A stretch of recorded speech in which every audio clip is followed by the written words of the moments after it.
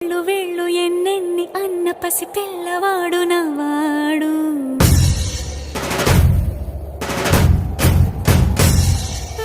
విడుముండోడు అని ఊరు వాడ అనుకున్న గాని మహారాజు నాకు నవాడు.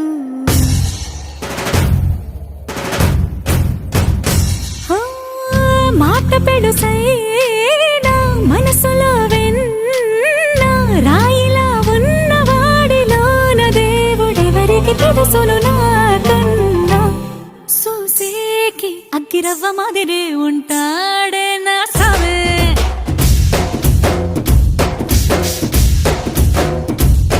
మెత్తాని పత్తి పువ్వుల మరే సంటో